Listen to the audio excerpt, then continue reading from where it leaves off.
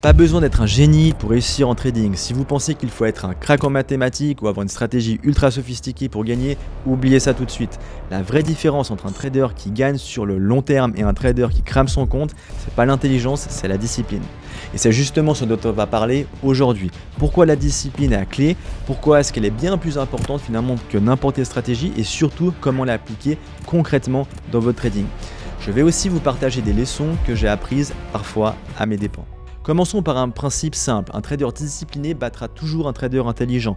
Je sais que ça peut surprendre, on pourrait croire que ceux qui réussissent sont des experts en finance ou des génies de l'analyse, mais en réalité, même le meilleur analyste peut tout perdre s'il n'a pas une chose, sa discipline. Pourquoi? Parce que peu importe la stratégie, il y a toujours trois issues possibles quand vous prenez une position, soit vous gagnez, soit vous perdez, soit vous finissez en break-even. Et la seule chose qui influence vraiment ces résultats, c'est votre capacité à respecter vos propres règles. D'ailleurs, prenez un instant pour y réfléchir. Combien de fois vous avez gâché un trade parfaitement analysé juste parce que vous n'avez pas su vous arrêter à temps? Pour vous donner un exemple concret, je vais vous raconter une erreur qui m'a coûté cher.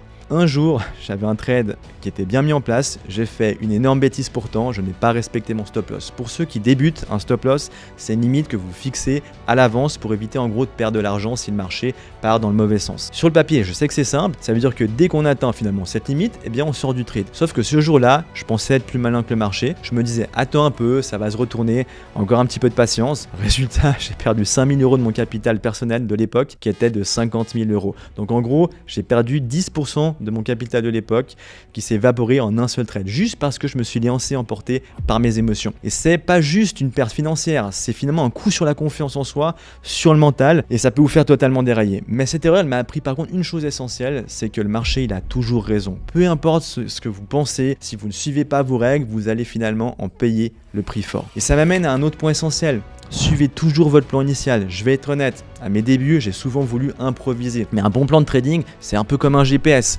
Quand vous roulez dans une ville que vous ne connaissez pas finalement, vous suivez en gros votre GPS, d'accord ? Vous n'allez pas commencer à tourner au hasard en espérant arriver à destination. En trading, c'est pareil. Votre plan de trading, c'est votre guide. Il vous dit quand rentrer, quand sortir, où placer votre stop loss. Si vous le suivez, vous éliminez les décisions impulsives qui vous coûtent de l'argent. Rappelez-vous, gagner un trade ne fait pas de vous un génie et en perdant, ça ne fait pas non plus de vous un idiot. Ce qui compte, c'est d'être constant. Même si vous perdez 3, 5, 6 trades d'affilée, tant que vous suivez votre plan, vous serez rentable sur le long terme.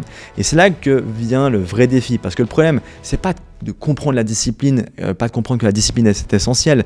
Ça, tout le monde le sait finalement. Le vrai problème, c'est d'être discipliné même quand vos émotions, elles prendront le dessus. Et ça, c'est quelque chose qui est beaucoup plus difficile. Le trading, c'est une épreuve qui reste mentale. Vous allez connaître l'euphorie des gains, la frustration des pertes, et c'est aussi toutes ces émotions qui vont vous pousser justement à dévier malheureusement de votre plan. Après plusieurs trades gagnants, vous pouvez par exemple vous sentir invincible et augmenter vos positions sans réfléchir.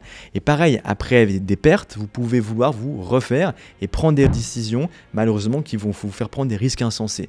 Mais c'est précisément dans ces moments-là que la discipline doit prendre le dessus par rapport à vos émotions et non l'inverse.